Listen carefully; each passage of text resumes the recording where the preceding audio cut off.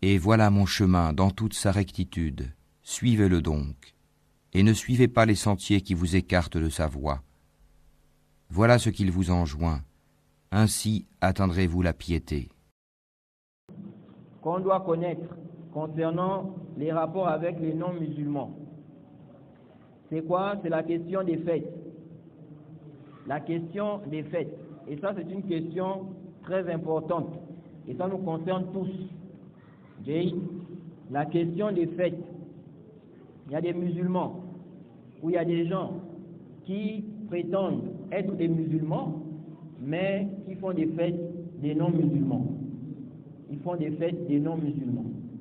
Quel est le jugement de cela? Les fêtes, n'est-ce pas, des non-musulmans? La Noël, la bonne année, ce genre de fêtes-là.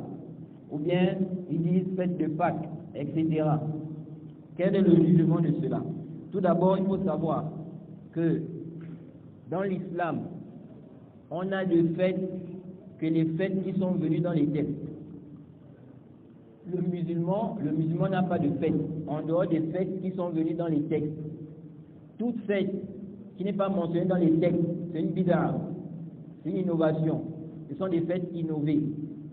Ok? Parce que les fêtes, à la base, les fêtes sont quoi? Des législations. Okay? Donc Allah doit légiférer cela.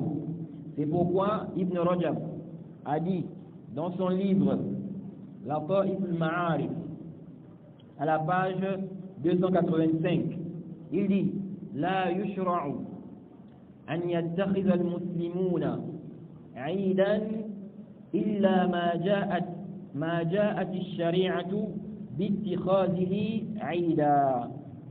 Il dit il n'est pas légiféré que les musulmans prennent ou célèbrent une fête en dehors d'une fête, n'est-ce pas, en dehors des fêtes qui sont venues dans la législation. Ibn Rajab dit quoi?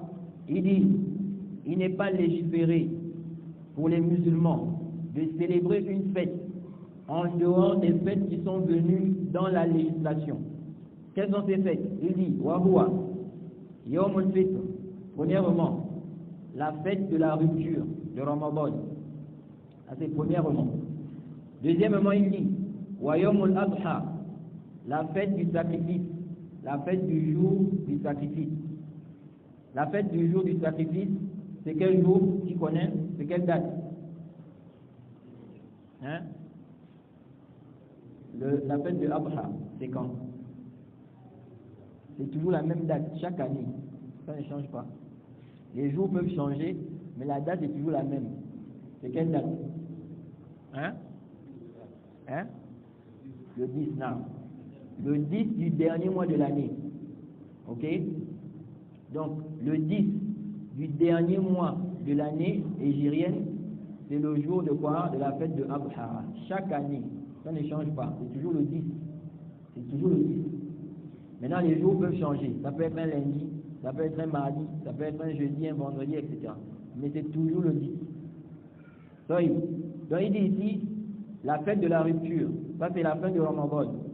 Deuxièmement, la fête du jour de sacrifice, donc le 10 du dernier mois de l'année. Il dit, Wa ayyamu tashriq, les jours de tashriq.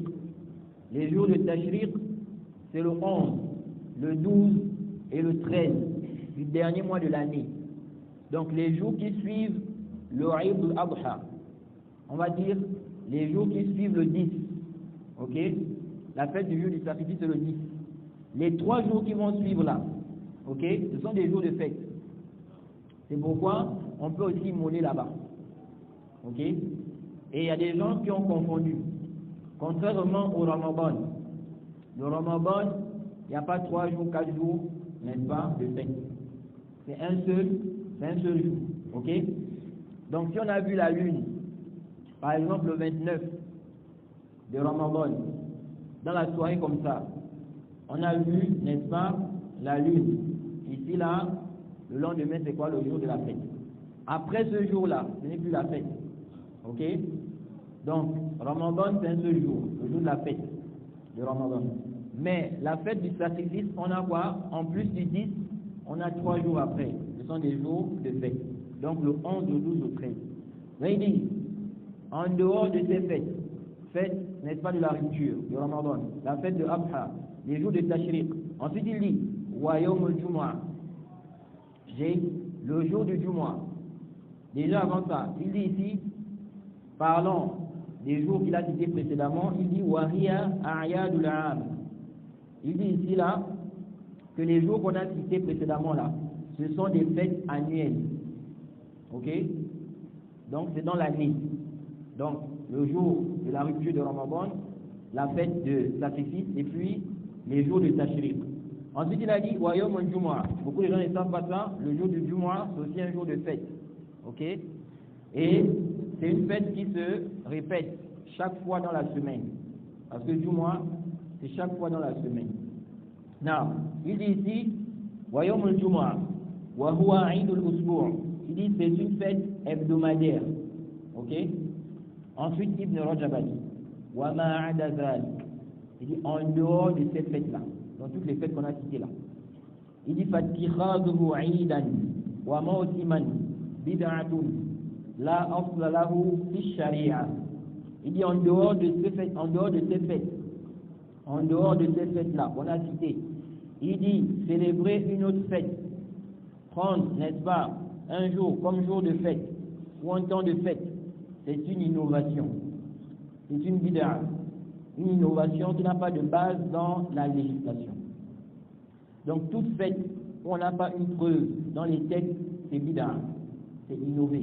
Que ce soit fête des pères, que ce soit fête des mères, que ce soit l'anniversaire, tu fêtes l'anniversaire, fête de l'indépendance, toutes les fêtes en dehors des fêtes qui sont venues dans les textes, dans la législation, bid'a. C'est quoi? C'est innover et le musulman ne doit pas fêter cela. Non. Si on dit cela, ça veut dire quoi? Ça veut dire qu'on ne doit pas aussi aider les gens à fêter ça. Donc tu ne fêtes pas, tu n'aides pas aussi les gens à fêter. Parce que ce sont des fêtes qui ne sont pas quoi? Légiférées. Ce sont des gens qui ont innové ça. Et il y a des gens parfois qui disent que nous, la fête là, on fait ça seulement pour s'amuser. Ils disent on fait ça seulement pour s'amuser. Ce n'est pas en guise d'adoration. Même ça aussi c'est interdit. Parce que quand le prophète Mohammed sallallahu alayhi wa sallam est arrivé à Médine, il a trouvé des gens en train de fêter des fêtes. Et ils ont dit qu'ils font ça pour s'amuser. Ils font ça pour s'amuser. Il leur a demandé de délaisser ça. Il a dit Allah vous a remplacé, n'est-ce pas, cela par deux fêtes. Il a cité, n'est-ce pas, la fête de Abha et la fête de quoi? De Fitr. Donc, bien que ici ils étaient en train de fêter pour s'amuser, le prophète a quand même demandé de délaisser. Et il a dit qu'on a remplacé ça. Donc si on a remplacé ça, ça veut dire quoi? Ça veut dire que ils ne doivent plus fêter ces fêtes-là. Donc toute fête, n'est-ce pas, qu'on fête, que ce soit une fête pour s'amuser, ou bien une fête qu'on fait en guise d'adoration, tout ça c'est innové. L'anniversaire du prophète, célébrer l'anniversaire du prophète, tout ça ce sont des muhdathat, ce sont des bid'ah, n'est-ce pas, dans la législation. Non. Et comme on l'a dit tout à l'heure, tu ne dois pas fêter, tu dois aussi aider les gens à fêter ça. Pourquoi? Parce que Allah a dit dans la sourate, n'est-ce pas, 5, au verset 2, il a dit وَتَعَاوَنُوا عَلَى الْبِرِّ وَالتَّقْوَى وَلَا تَعَاوَنُوا عَلَى الْإِثْمِ وَالْعُدْوَانِ وَاتَّقُوا اللَّهَ إِنَّ اللَّهَ شَدِيدُ الْعِقَابِ.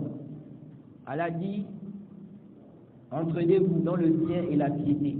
Ne vous entraidez pas dans le péché et la transgression, dans la désobéissance. Et craignez Allah, car Allah est dur en punition. Donc, dans ce verset, Allah dit de ne pas s'entraider dans le péché. Aider quelqu'un à désobéir à Allah, ce n'est pas permis. Ce n'est pas autorisé. Donc, si une chose est interdite, ou bien c'est une bid'a, toi tu n'as pas le droit d'aider quelqu'un à faire ça. Oui? Non.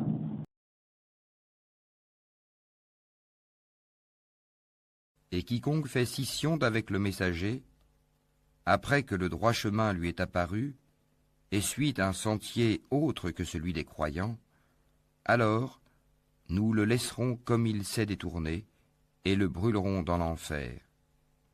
Et quelle mauvaise destination!